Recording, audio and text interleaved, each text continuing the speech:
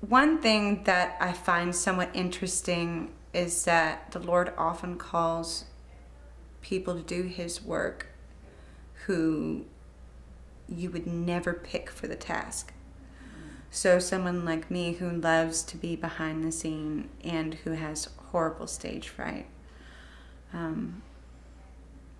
I prayed for years and years that He would take that away, that thorn in my side, that I could just walk on with all the confidence that everybody else does. And He didn't do that. And then I began learning that sometimes you have to walk into fear. It doesn't get plucked out, but you grow in confidence and you grow in strength when you boldly walk into it. So every night that I walk on a stage is another day that I'm overcoming some type of fear. And then with that, there is this fear of vulnerability that when I take my heart and my passion and I lay it in front of those who are listening, there's always that question in the back of my head: will they take good care of my heart? How will they respond to this? Will this move them? And the joy is that over and over again, someone will come up after a concert and they'll say, when you mentioned this, and this, you had no idea, but I walked through the same thing. And knowing that there's at least one other person who has brought so much comfort tonight. He uses us in the middle of our fear. He uses us in the middle of our insecurity and our inadequacy. And I really think He gets a great kick out of it. I moved to LA when I was 21. I lived there for a couple years. And I wouldn't do anything that the world necessarily considers rebellious. But out there, I had no family. I had barely any friends. I didn't know anybody. I was by myself. And for a long time, I just kind of felt alone. I felt like there was nobody that really understood me or where I wanted to be. I didn't know what my purpose was in life. I had no clue where I was going. I didn't know what I was supposed to do.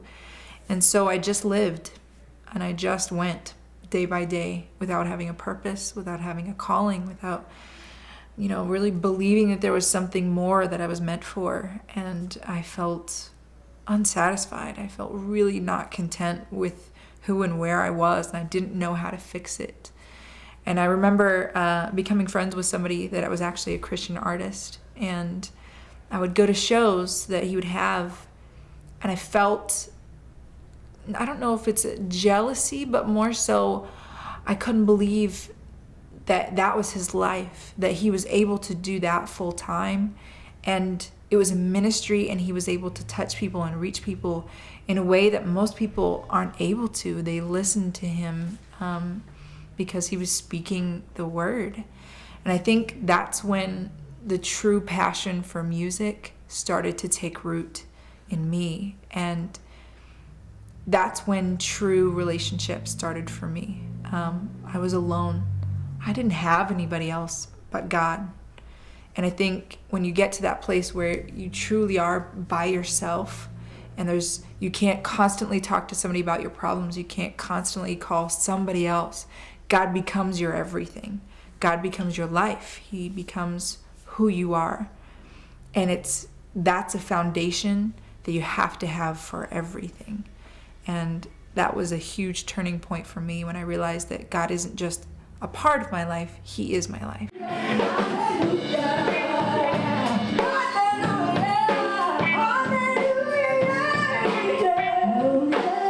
We actually had a mutual friend who worked at a management company. And I had just moved back from LA. Brianna, my sister, had just moved back from Ireland. So we were living together. I didn't really know. I was working in an accounting firm. And so we had a friend that asked me to start a girls' singing group. And I had decided not to really, I didn't know if I wanted to be involved in music. So I was like, no, I don't think I want to do that.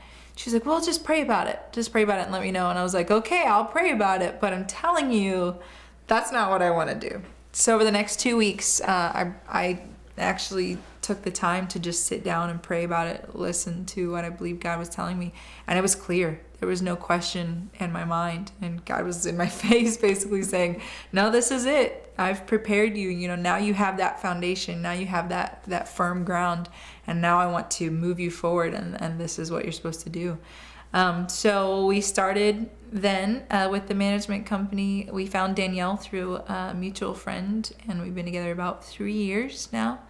And we've been going 100 miles an hour ever since. There are times in life where, and this happens for everyone, I have found just from talking to people throughout the years, no matter what age you are, you reach points in life where you're like, what am I supposed to be doing with my life?